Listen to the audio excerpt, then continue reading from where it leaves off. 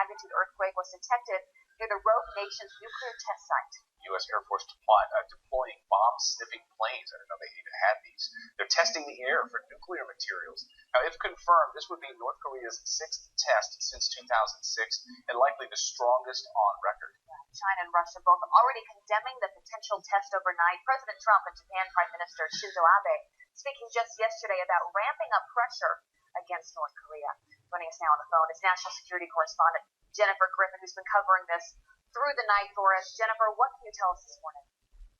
Well, Abby, first of all, those sniffer planes are WC-135 planes, and they are typically launched from Japan as soon as seismic activity, like we saw last night, is detected, and they can take radioactive samples of the air coming from that test site. So they'll fly high above that area, and they can then tell from that radioactivity the size of the bomb, what kind of bomb it was, and so that is why those planes have been deployed, and that is pretty typical for the Pentagon to do in these instances.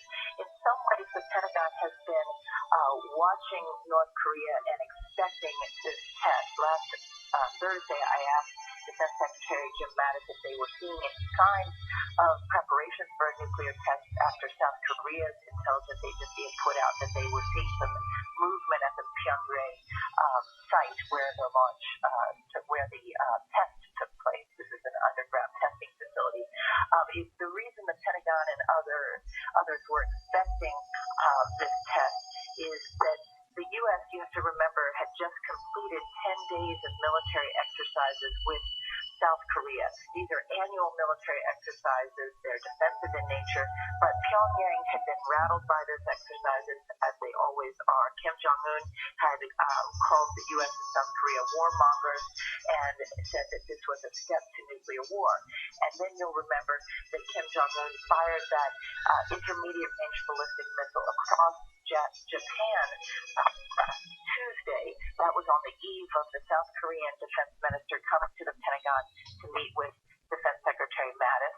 A day later, the U.S., South Korea, and Japan responded with by flying B-1B bombers, F-35 stealth fighter jets, and F-35s near North Korea's border. It was a practice run, they said, a complex mock bombing raid. Again, it was to send a message to North Korea: don't test a nuclear weapon. Clearly, these messages are being lost on North Korea, but North Korea, in its mind, is responding, they believe, to these war games and these military exercises that the U.S. and South Korea has been carrying out. What's interesting is after the intermediate range ballistic missile was fired across Japan, the president tweeted that talking is not the answer. Defense Secretary Mattis, again sitting next to his South Korean counterpart, had this to say.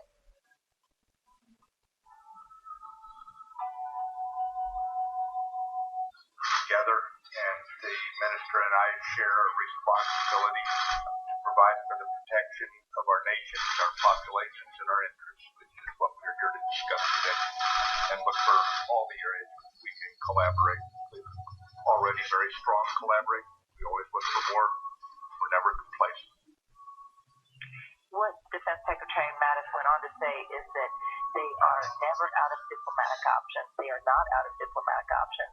He agrees with the president that this is not the time to talk to Kim Jong-un, even though many in the intelligence community believe that this is why Kim Jong-un tested the nuclear devices, that he was mocked last year when North Korea carried out an underground test, and the rest of the world said it was not a hydrogen bomb. That almost dared him to have his scientists go back to the drawing board and come up with a hydrogen bomb. That's why they released those photos yesterday of him saying that he has a missile-ready hydrogen bomb.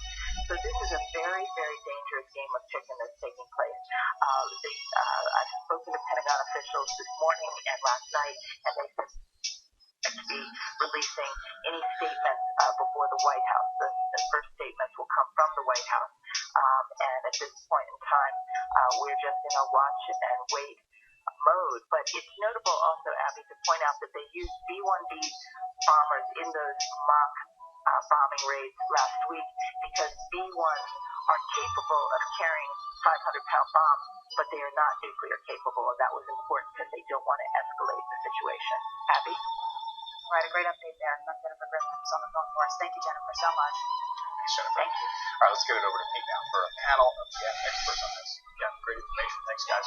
Well, we brought in the panel to react to North Korea's escalation and claim that it successfully conducted a test of a hydrogen bomb designed for its missile program. Joining us now to comment is Anthony Ruggiero, Senior Fellow at the Foundation for Defense and Democracies, along with former CIA analyst Fred Fleitz. Thank you both for being here. So a serious escalation this morning, no doubt. Anthony, what does this tell you about what the end game ultimately is for North Korea here? Well, North Korea's end game is twofold. The first is they want a nuclear weapon that can reach the U.S. homeland, and the second is they want to be able to reunify the peninsula under their own terms, whether that's military terms or capitulation by the South Koreans. So those are two of their own goals, Fred. But what our goal has been through multiple administrations that we will not tolerate under any circumstance a nuclear-capable North Korea. Yet here we are with a sixth test and increasingly capable ICBMs. What do we do to stop this? Well, I think we have to recognize what Anthony said is exactly right. I think that this is not a deterrent. This is not something to protect the regime. This is an offensive weapon. I think the purpose of which probably is to one day reunite North and South Korea under the North's terms. I don't think the North is planning on attacking the United States because a missile firing such a bomb at the United States probably would be shot down or might fail, and then we would flatten the country. But in terms of a blackmail tool to reunite both Koreas, I think there's a real threat. What I see here is an event that will deeply embarrass China and may create new possibilities for U.S.-China cooperation to step up the pressure on North Korea.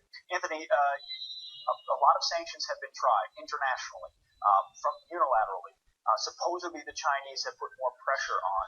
But skeptics will say, where have sanctions worked? And when have they ever prevented a regime like this from getting what they wanted in the nuclear realm? Can more sanctions actually bring the outcome the United States wants? Well, first, just to correct the record, North Korea sanctions are nowhere near where they were with Iran. I mean, we have not tried the type of sanctions that the United States government is able and hopefully willing to Why do. not? Why not, Anthony? And why won't? That's a very good question. Is this the moment to do it? Up until February of last year, North Korea sanctions were behind Zimbabwe and Sudan, and that tells you about all you need to know. I mean, over the last year, since February, over a year, sanctions have more than doubled. To your question on who has given up nuclear weapons, of course, we have the example of South Africa. And putting aside whether we agree or disagree with the nuclear deal, sanctions brought Iran to the negotiating table. Now, the question is whether that will do with North Korea. That has more to do with the regime than sanctions itself. I would say that the Trump administration is really the first administration in the last 10 years willing to go after China. On 6 separate occasions, they've gone after China. The next step has to be going after medium and large-sized Chinese banks with significant fines for their lack of compliance procedures and allowing North Korea to violate these sanctions. Fred, Anthony mentioned Iran. I mean, the larger consequences of this is if North Korea is able to do this through a mix of sanctions and diplomacy and eventually land with a bomb, a lot of skeptics feel like Iran could do the exact same thing and is on a path to do the same thing. You mentioned the word nuclear blackmail. If we can't get China to come to the table, would now be the time to show with a real demonstration of force, shoot down a missile, take down a site, something with military action to let Kim Jong-un know that we really mean this. Well, I agree with Anthony that there are many sanctions that could be implemented that we haven't been able to pull off because China has said no. Yeah. Oil exports to North Korea can be cut off. Links to the banking community can be cut off. But I think we have to put things in place that will also pressure China, such as maybe a naval embargo of North Korea, shooting down missiles. Also, cutting off of financial sanctions is something that would hurt China. Financial ties would hurt China also. But I really deeply believe that this is something that China is pretty upset about, and I hope there are already talks underway between the U.S. and China on how we can increase the pressure. Boy, I sure do as well. Anthony Ruggiero and Fred Fleitz, thank you both for your activities this morning. Appreciate it. All right. Coming up, more on our other top story. Overnight, Houston still feeling effects of Harvey. And Griff Jenkins is live on the scene. Good morning, Griff. Good morning. New evacuations more than a week after the storm hit as the power prepares to be cut in just over an hour. We've got that story coming up.